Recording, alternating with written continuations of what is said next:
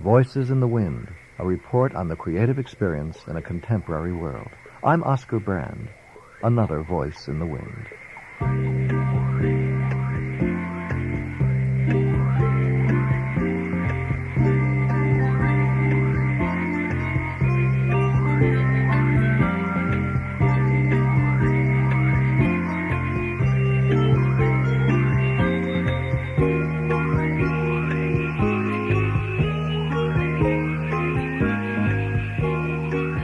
The next voice you'll hear is that of one of the leading scientists and philosophers of the 21st century.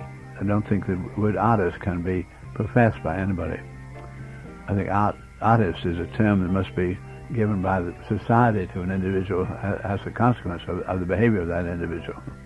I don't think you can profess to be a poet or an artist. You just are one. Yeah.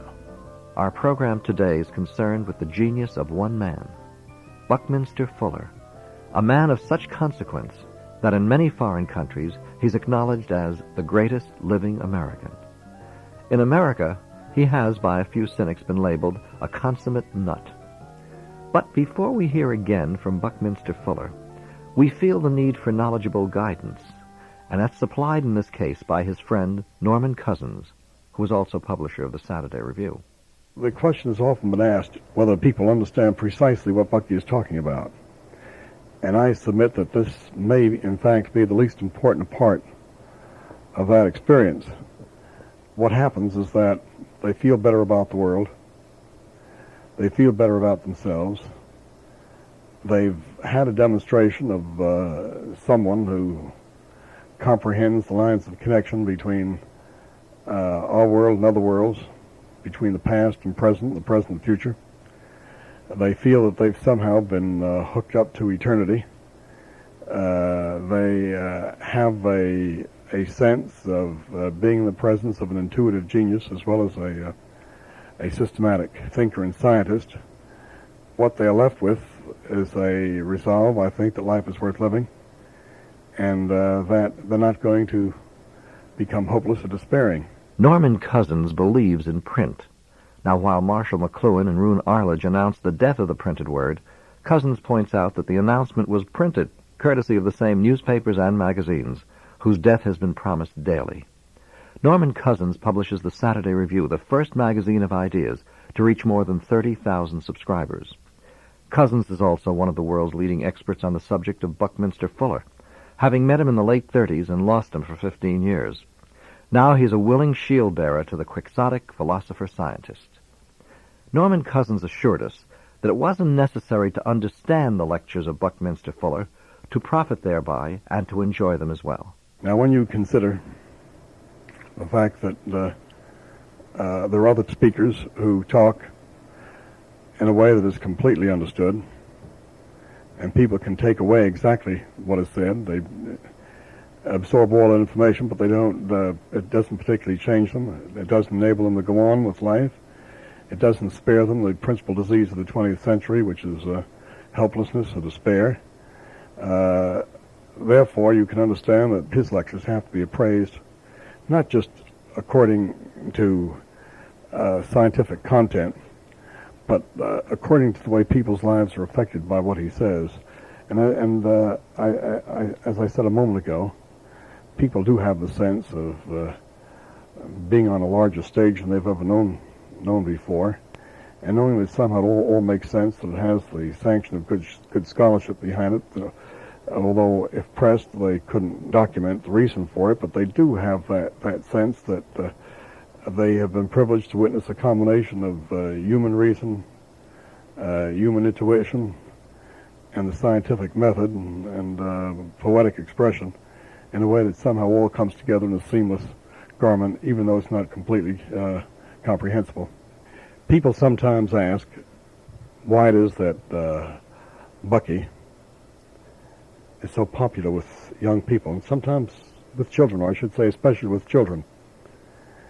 And the answer is not elusive. The fact of the matter is that for all of Bucky's advanced knowledge and for all of the intricate nature of his speculations, the fact of the matter is that he still has this childlike curiosity about life, the childlike curiosity about the universe, he has this marvelous sense of wonder about everything concerned with life, and young people have this sense of delight because they do manage to grasp the notion, and also to share with Bucky this magnificent sense of wonder that in children is waiting to be satisfied. You had said that 30 years before this you met him, and then you met him again 15 years now. Both of you really are in a similar circle in relation to world affairs and philosophies, among other things. It seems surprising that for 15 years your paths didn't cross in such a way that you became closer again. Yes, I guess so. I'd always respected Bucky and been interested in him as a human phenomenon. There's no one quite like him. And the older he gets, the better he gets. It's hard for me to give myself a satisfactory answer about your question, but our coming together was the result of interesting circumstances. I had been the chairman of an American delegation to the Soviet Union, and I invited Bucky to be one of the members of that delegation. Bucky accepted, and it was as though we'd known each other all our lives, and I guess it gives other people this feeling too. When we were over there, one of the Russians had the idea that we might set aside an evening for creative recreation in which each side would put its champion into the arena in a sort of forensic contest on the future of humanity. The ground rules were that they would put up their gladiator and we would put up ours. Each person would speak for 15 minutes, and then there'd be some cross comment. But the 15-minute limitation was stressed as an important part of the ground rules. The head of the Soviet Academy spoke first. He described the world as he thought it would be in the year 2000. He had available to him a sheaf of statistics in which he talked about population, food supply, environment, resources. It all was very statistical and very plausible, and I'm afraid somewhat sterile. But he sat down at the end of 15 minutes, and I could tell from the way the Russians smiled at one another that they felt that their gladiator had given them an edge. Bucky entered the arena,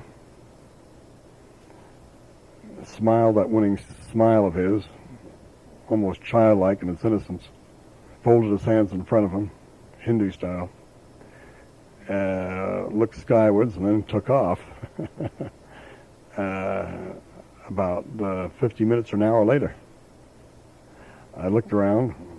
The Russians were entranced, indeed transported. And after he finished, the head of the Soviet Academy, who preceded him, whispered in my ear.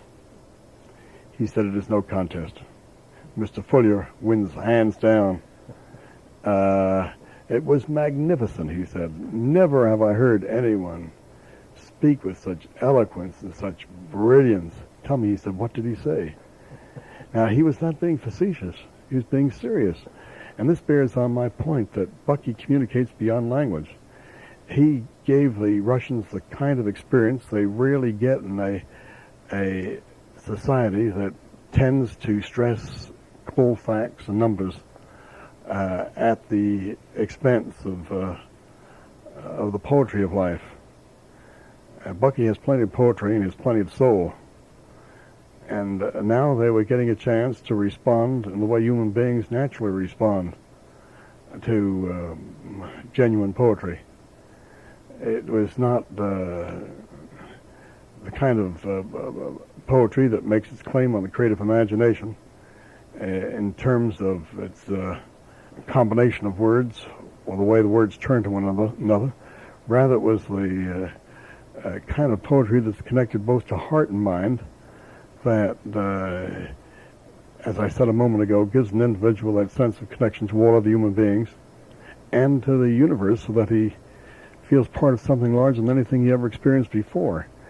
The Russians, who listened to Bucky through an interpreter, may not have gotten all the words, but they certainly got the music. The poetry of heart and mind. That's Norman Cousins' appraisal of the speeches, lectures, articles, and the inventions of one of the greatest of 20th century scientist-philosophers, R. Buckminster Fuller. Fortunately, we also have Mr. Fuller's appraisal of science and art. I say, to me, every great scientist is an artist, and every great artist is a great scientist. I think they're really all one and the same. I think they're not only artists, scientists, but they're poets. And we'd like to make things in categories, but it doesn't make a difference whether they happen to be doing a very delicate task, dealing with what nature's saying, using their intuition to look in the right direction as a scientist and discovering one of those beautiful generalized principles. I think every one of those men who've done that are really great artists, scientists. Because great deal here is the intuition, you see. It isn't just a technique at all, but sensitivity and a sense of significance. Richard Buckminster Fuller has been called this planet's friendly genius. He's probably one of the best-known Americans in the world, ranking with Jimmy Carter and Muhammad Ali.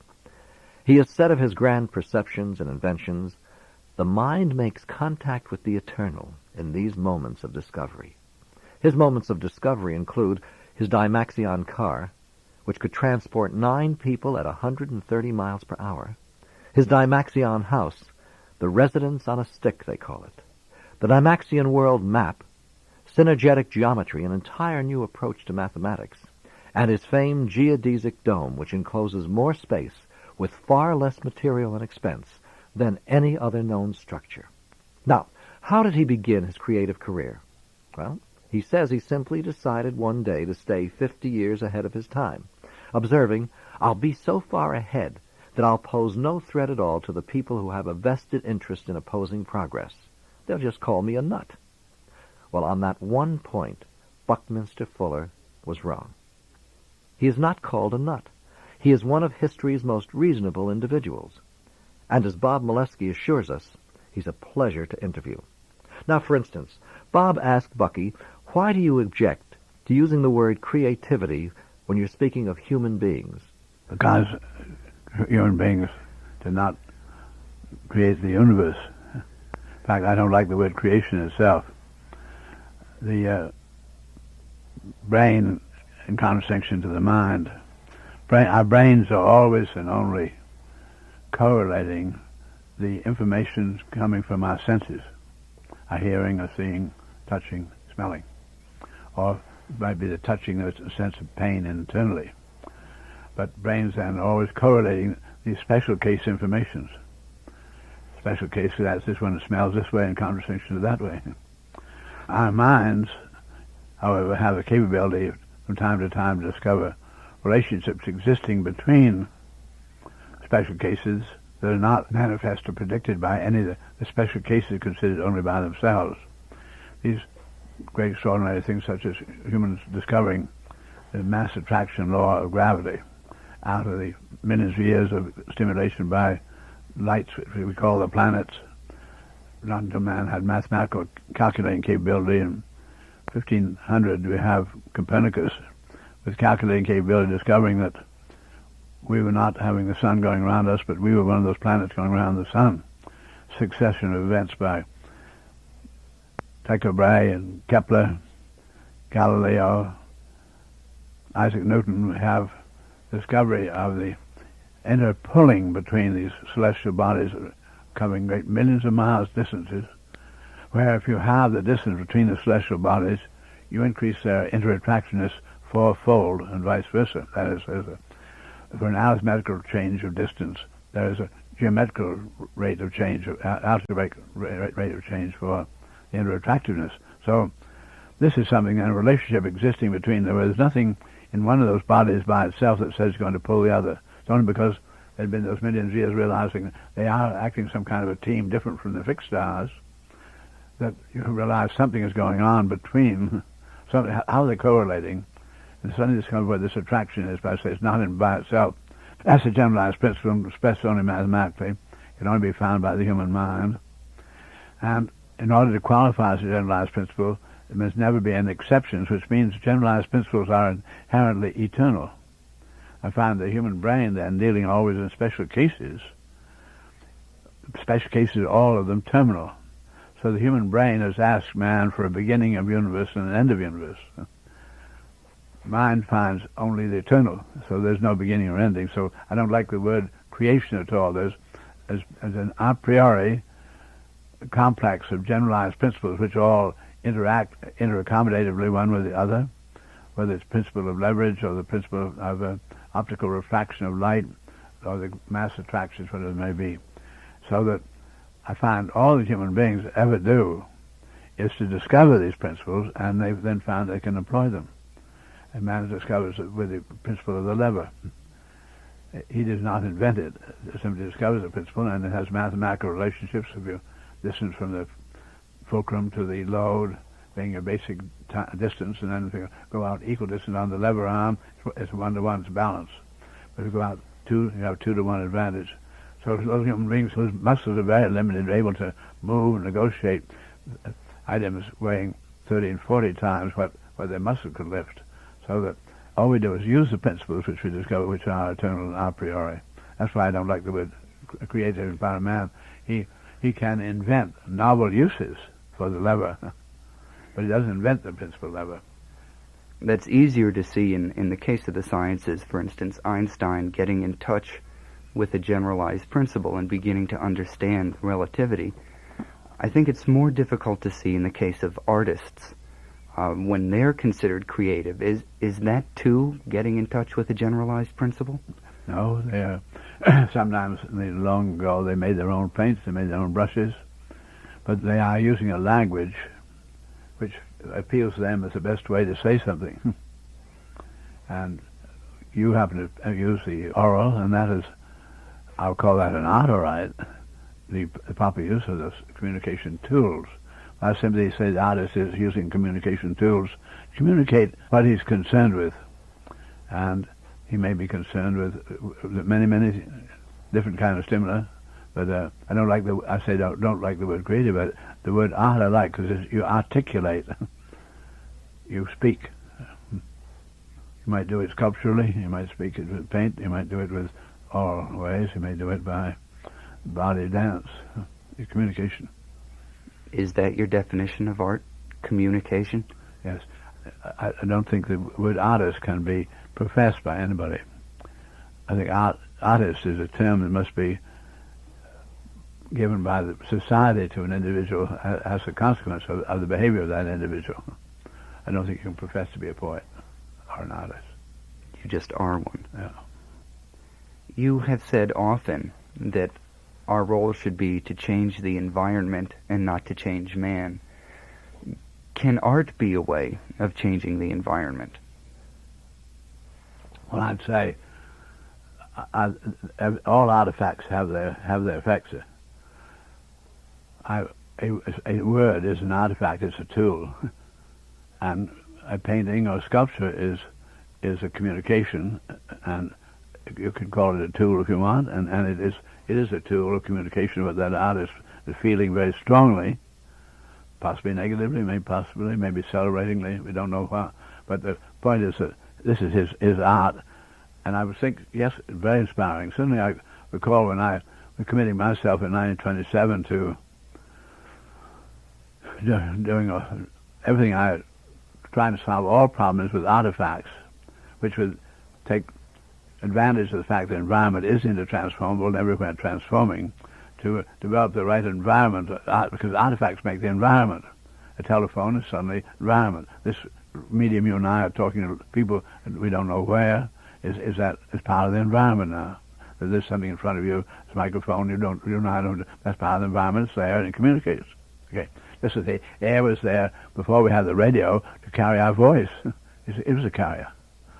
Now, I say then, when I was starting to commit myself to artifacts, to solve problems, always artifacts, back in Chicago in 1927, I used to go down to the Chicago Art Museum, which is a very fine one, and I've walked through there, and the artists of of yesterday, great artists, I found talking to me. They really do talk to you, and they couldn't be a more inspiring environment to realize somehow through the ages, this man is in there where this particular potentate and king said, paint a picture of my wife, and he better do it, he's not going to survive. But he, in the painting of the wife, he really tells what he really feels with his colors. He talks to you absolutely independent of the picture of his wife. So here is then the artist, his art is becoming very much an artifact, a part of the environment.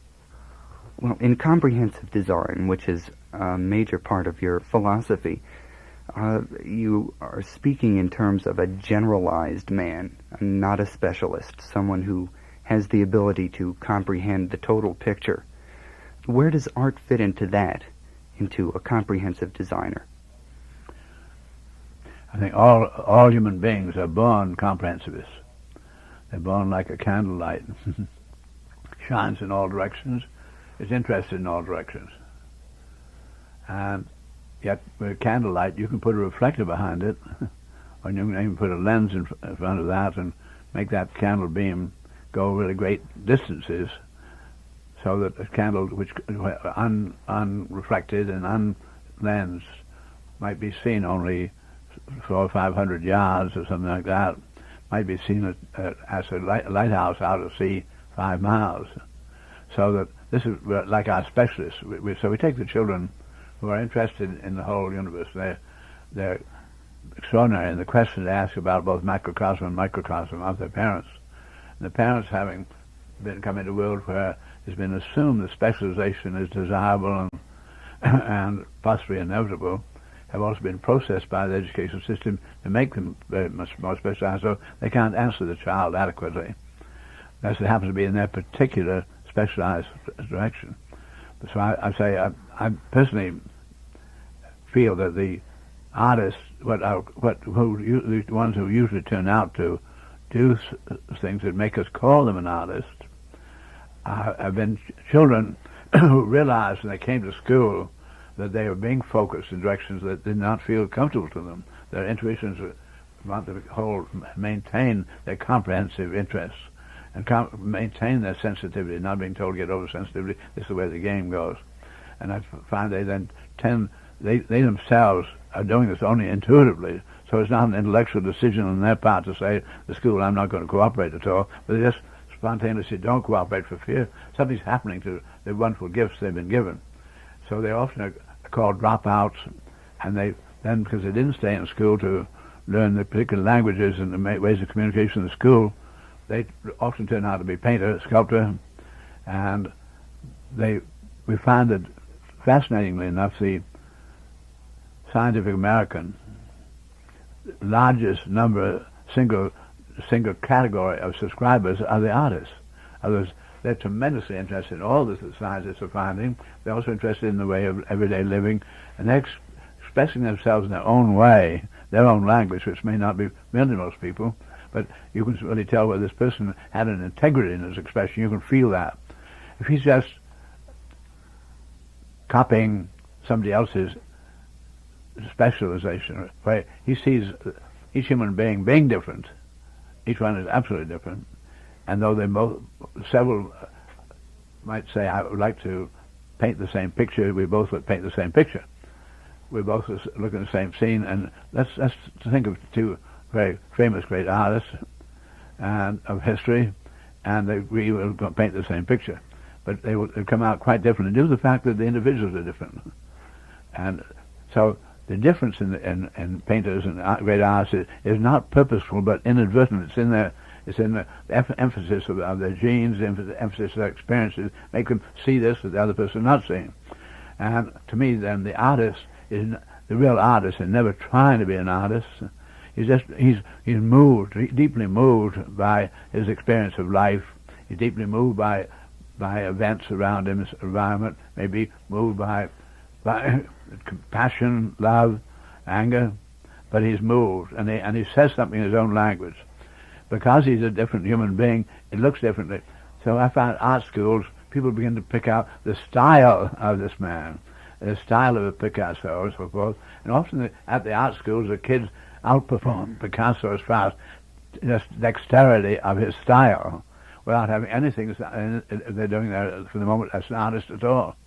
So that I hope I'm making some of the points clear. Art is then, I think, the poetry, all of it is not, neither can you profess it, nor does the real artist even realize he's being an artist. It's just the way he talks.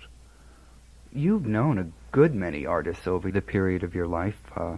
I'm thinking in particularly of Isamu Noguchi, who you lived with practically for a while. You've met John Cage and quite a few others.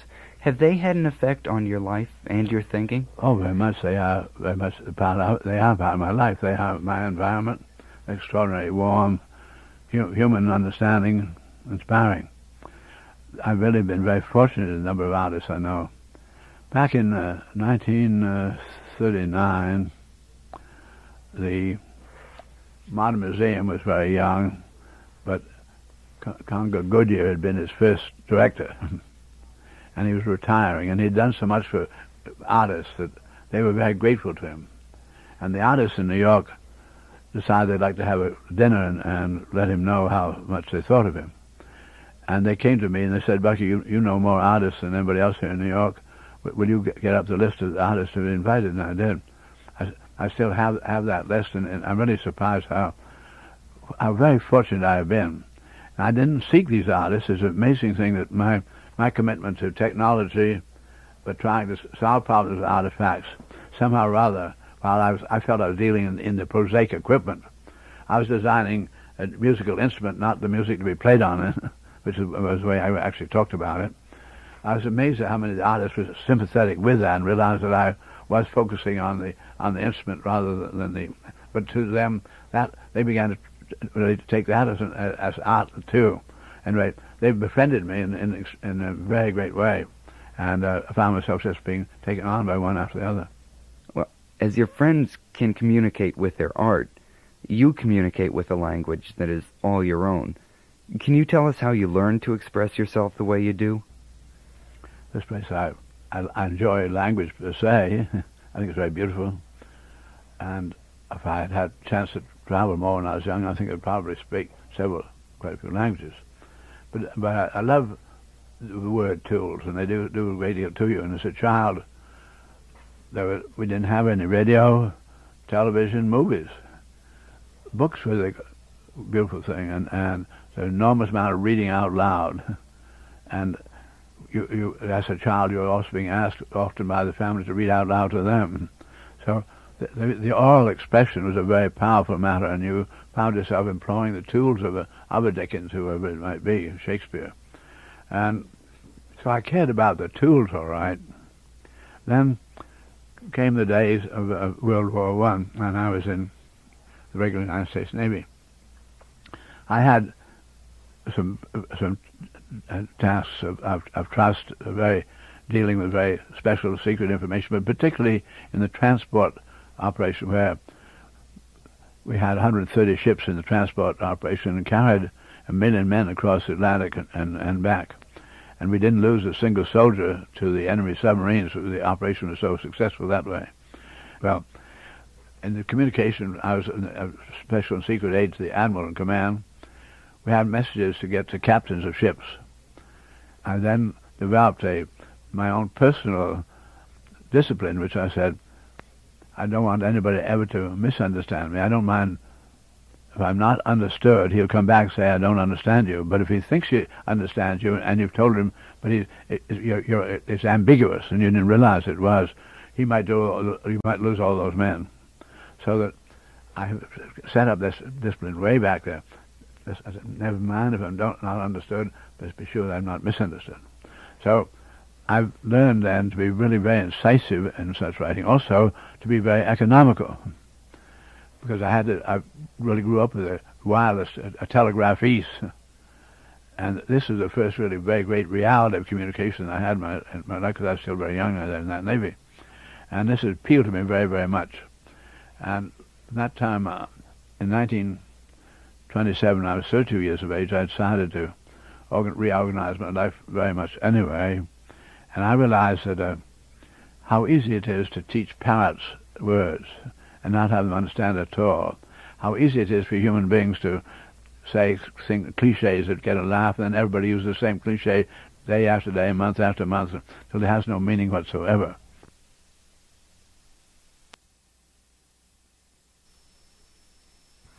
And how easy it is when you just say boo and the child jumps, and then the child wants you to say boo. They say boo, do you want you to jump, but they don't jump anymore.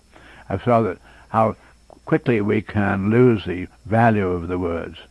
So in 1927, when I was 32, starting to do a program of my own thinking, I decided I must, as much as possible, a moratorium on words.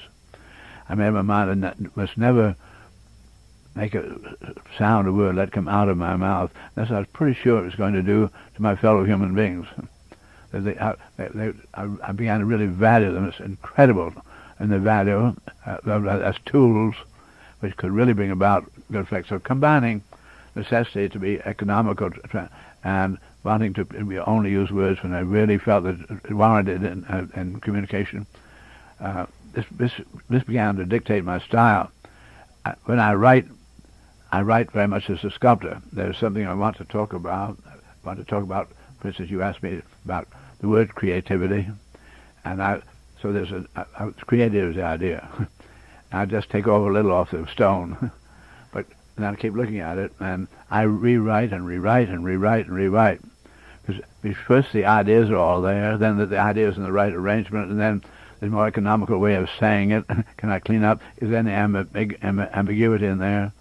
It must be always adequate. It must be both comprehensive and incisive. So the discipline is very, very severe. When I began doing my book Synergetics on mathematics, I realized how much science misuses words. As for instance, long, long ago, physics discovered there are no solids.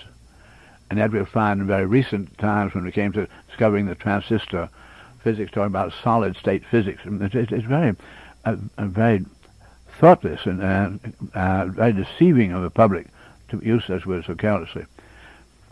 Physics has found no continuums. Physics has found no straight lines, found only waves. I find human beings talking about planes and straight lines and so forth. They just do not exist. So that I find that words, many, many words are invalid. That's, for instance, words up and down. And everybody uses words up and down. And they were invented due to the fact that man is so tiny and his earth is so big that all he knew about it was seen to be sort of a plain with mountains and valleys, but primarily a plain. Then he said all the trees are obviously parallel to one another. All the human beings standing there are parallel to one another. He said if we have just one plane in geometry, then all the perpendiculars to the same plane must be parallel to one another. That would mean then all the vertical experiences we have, we said just go up and down. The minute you know we're on a sphere, none of the perpendiculars are parallel to one another. So you and I and all of us today have our friends with their heads sticking out all these different directions around our Earth.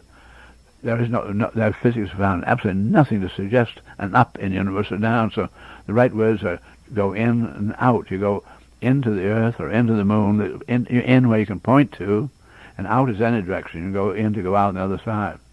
And those you have in, out, and around.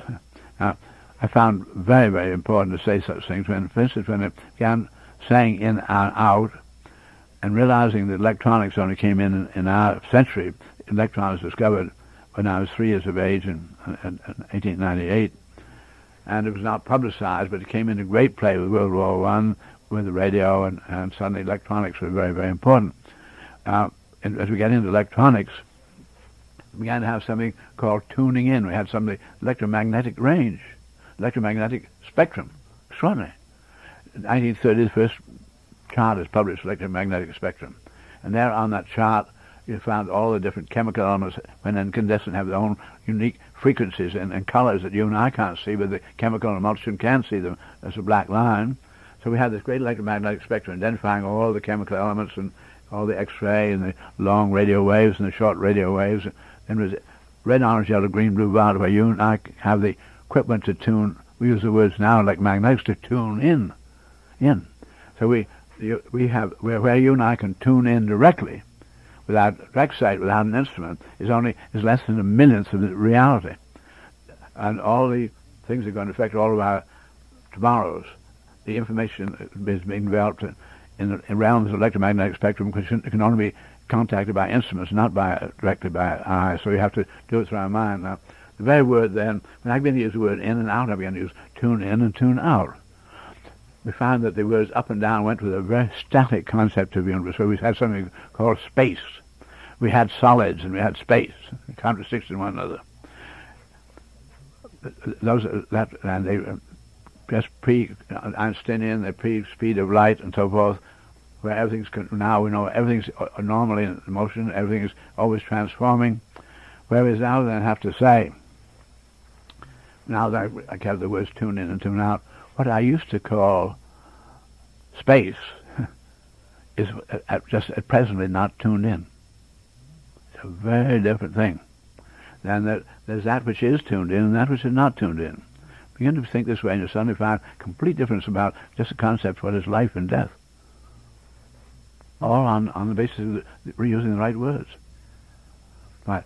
So I say, you and I are, while we're sitting in a little studio looking at each other's eyes, with electromagnetic waves communicating that way between our eyes, we are being electromagnetically broadcast.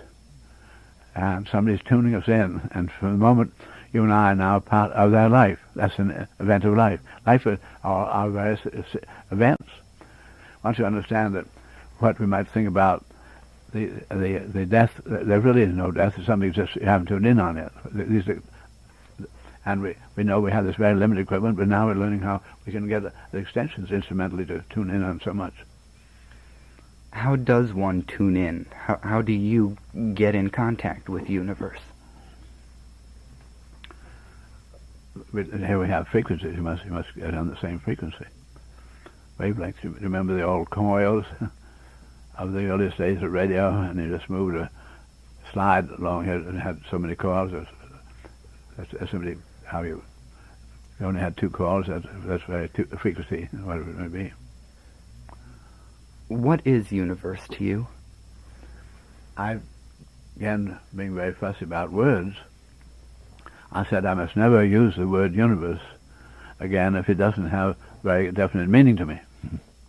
I said I'd like to give a scientific definition of the universe. And my most satisfying to me definition of science I've ever heard was by Sir James Jeans, who said, "Science is the earnest attempt to set in order the facts of experience." We all have experience, but the hottest, the colder, and we begin to find something out about them. And find that different frequencies are going with those different heats, whatever it may be. Because I like that, then I said, if I'm going to give a scientific definition of the universe, it must be in the terms of experience. It is, as Einstein said, the raw material of science is experience. I have another great scientist, was Ernst Mach, a Viennese physicist, and he said, physics is arranging our experiences in most economical order, because physics finds nature always acts most economically. So in order to find out about nature, you must examine the most economical ones. But experience is the raw material there. So I said, if I'm going then to define the universe in a scientific manner, I must then define it in the terms of experience. So I said, all right, by universe I mean the aggregate of all of humanity's consciously apprehended and communicated experiences. What else am I talking about? The aggregate of all of humanity's consciously apprehended and communicated experiences. Communication could be yourself or the other, but the awareness only comes along with the whatever it is that makes us communicate to ourselves. That's what I'm looking at. What is it? So I say, universe then is this aggregate of all of humanity's experiences, which they've been able to communicate either to self or to others. And somebody say, I think you left something out. And I say, what did I leave out? I said, dreaming. I said, all right, now that's part of my experience. You said dreaming's in there. Or it's part of my experience you do dream. And it's part of my experience that the dictionary always gets larger as we have more and more facets of the same phenomena universe. And we get another word for that new experience. So that I see part of experience is growth and becoming. The more there's more awareness, and then getting to more of this definition of universe, I found Einstein on behalf of scientists who, he said, always are dealing in the physical. Scientists are concerned with the physical.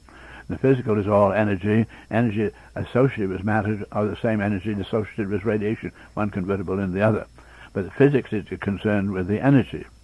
And because of the speed of learning that light had a speed, it was not an instant universe anymore, Einstein, realizing, I'm just going to give my own set of examples. If you look at the pole star, you're seeing a live show taking place 680 years ago. It took 680 years for that light to get to us. Look at the star at the end of the handle of the dipper 180 years ago. We're looking at for instance, Orion's belt. We're very familiar. There are two bright stars in there. One of those is 1,100 years ago, another 1,500 years ago. So our eyes see a way and a go. Einstein said, universe is an aggregate of non-simultaneous events. And we are talking about the universe as observed, as we experience it, is an aggregate of non-simultaneous events, the reports of which are coming to us at the same time here now, but they're occurring at different times. So he said, it's an aggregate of non-simultaneous and only partially overlapping energy events. So each one of these energy events has a duration. So there's something like the threads going into a rope comes in and it lasts so long, overlapping other ropes.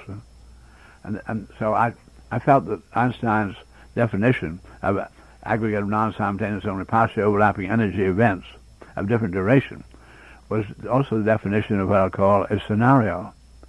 In a scenario, you then have a man is born and he gets to be father and grandpa, and then he goes, checks out. He overlaps a lot of other characters. Episodes are introduced like those threads, and some come and stay in for a long time, some are very short. In scenario universe, we realize that one frame of a caterpillar does not tell you it's going to become a butterfly. One picture of a butterfly by itself doesn't tell you it can fly. You have to have a number of frames before you discover how it flies, that it is flying. It might take you millions and billions of frames before you catch on how it flies. Anyway, to have any real meaning in scenario universe, have quite a lot of sequence. Now this is very, very different than when I said from a single frame affair. And find most of humanity still today saying, I wonder what's outside. They think of the universe as a sculpture or a static single frame. Well, you find out the picture just gets a little bigger. What's outside that? So asking what's outside is like saying, which word is the dictionary? It's actually a meaningless question now in view of our experience that the universe is scenario. Now, I then give you my combination of a universe which is a scenario universe, and I can think about not just the physical, which Einstein was thinking about, and he said the physical will always move a needle either electromagnetically or gravitationally. I want to think about something that doesn't move in the needle.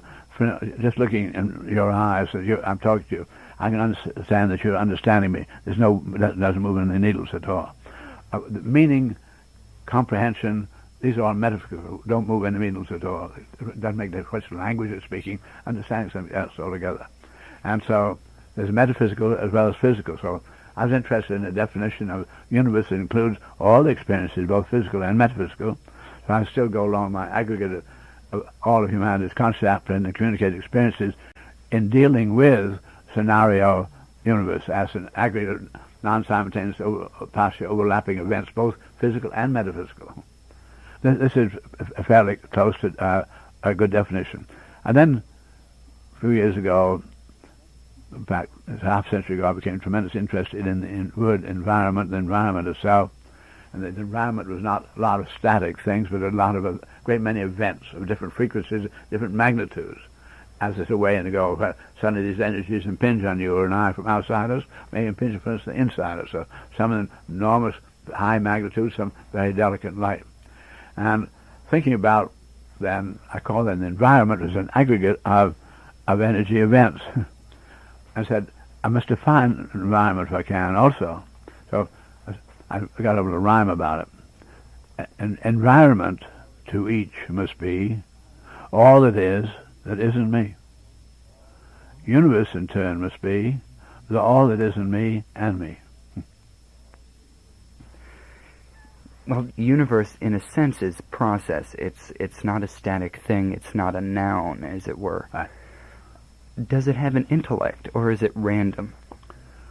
To me, the most important question you could really ask, when I began to do my own thinking in 1927, at the age of 32, I said, in order to do my own thinking, I must give up all my beliefs.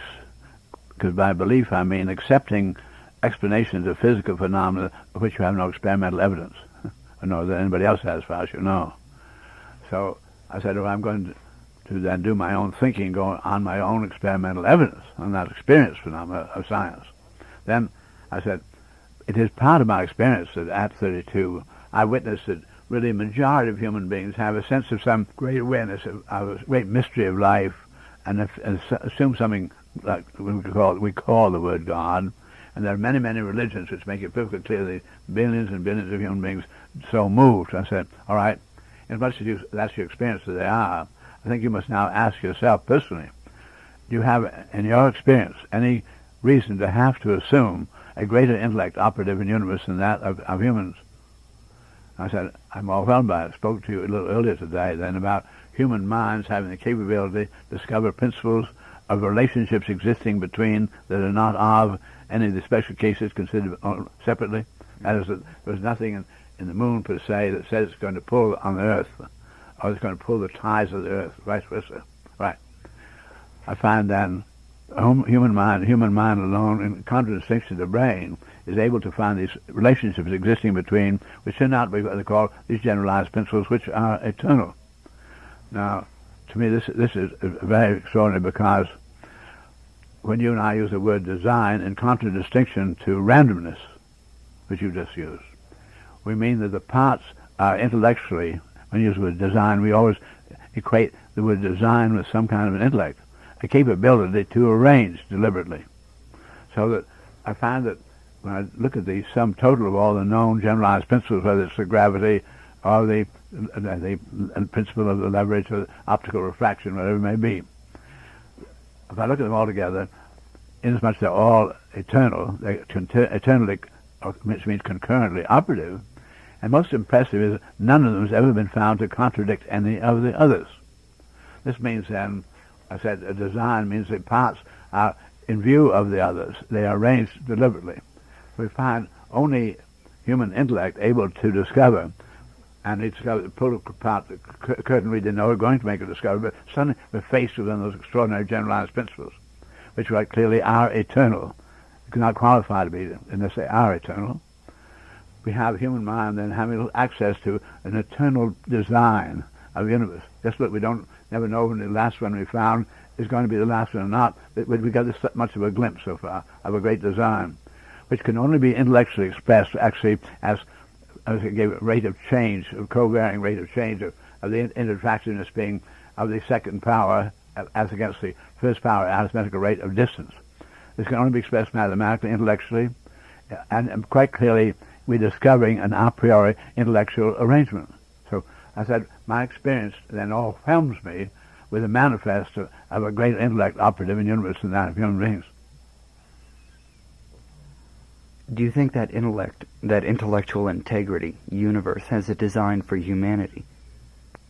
The universe is the brilliance of the design. Whether it's, how do you make a planet of this size, zoom around the sun at 92 million miles away and do it absolutely regularly, rotating all the things it's doing? How do you arrange to have this biosphere around our particular planet? We've now been to Mars and Venus. They don't have any such. And we have extraordinary conditions here by which you and I, being designed 60% water, and the water is not just a drink, because liquids, as you have experienced, are non-compressible, but when you push on a liquid like it pushes the yield, so it distributes its loads. You and I design 6% of water, and so is a tree. I get dehydrated, and the tree just flops down. Because the liquids are non-compressible, they distribute the load, so you and I can run into tables and bump ourselves for many, many years. I'm 81 today, and we distribute those loads. If you didn't distribute it, then it would damage you very, very greatly. When designing a ship of the sea, you're very eager to get it launched into the liquid medium because there's air inside it, and and water on the outside of it, and both will distribute their load so that all the stresses get distributed. What you avoid in your ship is trying to have a concentrated load running to another ship or running to a rock. So I find then the whole success of human design and biological design is that all this liquid in it. And liquid freeze between boiling and freezing in very small range. And everything's designed as biosphere to keep things at that range so we don't freeze or boil. And we have 3/4 of Earth covered with a very little thin film of water, which we call the ocean. Looks deep to you and I, but it's incredibly shallow. Averages only a mile deep. The diameter of our Earth is 8,000 miles. So if you have a 6-foot steel ball and breathe on it, the depth of the condensation of your breath is deeper than our ocean. And there's that tiny little film that has to take care of you and I. This design of this whole phenomenon. How do we get energy to keep you and I going? We need a lot of it. All done by beautiful photosynthesis of all the vegetation, the algae, impounding that sun radiation by photosynthesis, converting in beautiful hydrocarbon molecules for you and I to consume. So the integrity of design of the universe, not one single part is innocent of the others. All incredible complementarity, interchangeability, and so superbly designed that no energy ever gets lost. None has to be created because it never gets lost. So that we have you say the relationship of that intellect must very much need to have a local monitor capable in this particular little planet, in this particular galaxy. We have 100 billion stars in our galaxy. We now know there are billions of such galaxies. The universe must need some information gathering capability locally in view of all the intertransformabilities, all the varieties of acts and seeming freedoms, to have some local monitoring to get all local information, which we've been able to do, getting the information, light coming from all those billion galaxies and running through the spectroscope. We now know the relative abundance of chemical elements that are present within 11.5 billion light years around us. And we have that mind capability, which is so magnificent. We also, what is common to all lives and all history is problems. We're here for getting information gathering and problem solving with the information we get. I'm sure this great intellect of the universe needs, in relation to the integrity of the eternal regeneration, needs to have such local information gathering capabilities all through this universe. So I'm sure we're part of a very great design. And whether we'll fulfill it or not, I don't know, because we see nature then needing various functions. For instance, she needs to be able to regenerate those trees. And the trees have to have their trees planted where they get out, where they can get the sun, because their function is to impound the sun. So each tree is launching hundreds of thousands of little airplane seeds blowing out from under, hopefully to land where they're going to prosper. But the number that are going to prosper are very few. So when nature has important functions to be filled, she makes many starts adequate to so enough of them are going to go. So I would think our kind of function, if it's very important to the universe, I think it is, she would make many starts, and this particular planting might not make good. And I think humanity is in just such a great trial right this minute. So in general, universe to you wants human beings to be a success. We have a function in universe, but we may not make it. That's right. And this is a critical time. Do you think we've gone past the point of no return in regards to the environment? That's a very delicate question. I've been doing this kind of thinking for half a century, and I think it's still absolutely touch and go. I'm quite confident we now have the option to make it. That we actually have the know-how, the resources. We've gotten to the point in the millions of years of mistake-making, being all born naked, helpless, ignorant, making our own mistakes. We've gotten to the point where we now have enough information to really make it. Where all of humanity can be a physical success, have that completely out of the way, which means a new relationship to the universe, where we're not just having to struggle in order to learn enough more principles. We now learn enough of the principles to really carry on in a new, completely sort of grown-up way with the universe, and stop forever the idea of making human beings struggle to see which is fittest to survive. Mm-hmm. What's in the way then? Why do we have problems? Nature also has her gestation rates for everything. She has enormous checks and balances, of course. So the human baby takes so many months, and other elephant babies take something else. And industrial use of inventions, which are they have their gestation rates in different arts. So I see nature, the biggest ones take the longest, and this is a very big change we're talking about. So while we're on the threshold of change over to something else, I can see that there's residual in humanity. Be sure that humanity would do things. Nature gave them hunger and so forth. She gave them fear, and so that they would often do the right things for the wrong reason. As for instance, they needed really to develop the technology so they could look out for each other, but they didn't dare to undertake it in peacetime. They said, that's too expensive. But then they said, well, the enemy's going to use that, they're going to destroy us, so all right, then we must acquire it. So the fallout and byproduct of the developing technology for protection and for war suddenly then came into the peaceful and suddenly making human beings much more successful. The fallout from war technology has, in my lifetime, brought about a condition where we've gone from less than 1% of humanity to 60% of humanity now enjoying a higher standard of living than was known and experienced by any human being, any monarch or great potentate in 1900. Enormous. So I say, yes, nature wants the thing to be done. She's trying to make man a success. And there's still an enormous residual fear. And I find human beings really quite courageous as individuals. But often they're the head of the family, and in their love for your family, in your fear that they might get in trouble, I say, I'm not going to quarrel with the system. I know what my boss wants. I want to get the living for my family. So I find there's enormous inertia of the fear and ignorance, and not humanity not understanding its technology, not realizing that the option is not to be exercised politically, but accomplished by a design revolution where we use the right technologies for the right purposes, and their high efficiencies are all there to be used, but we're not using them. Richard Buckminster Fuller, for whom the reality principle is a deadly weapon wielded by the cohorts of boredom, who agrees with Bacon that he who has wife and child has given hostages to fortune. Do you agree with Bacon? Do you agree with Fuller?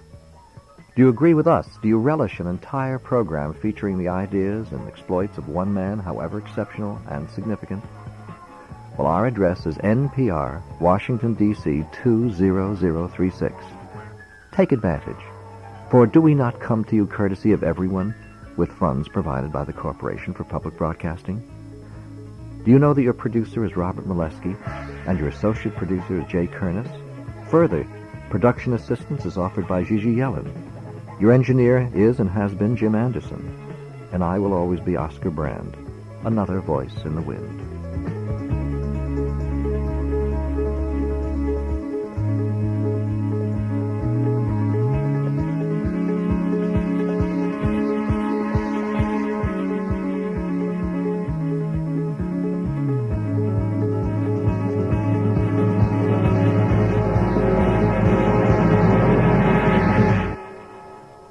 This is NPR, National Public Radio.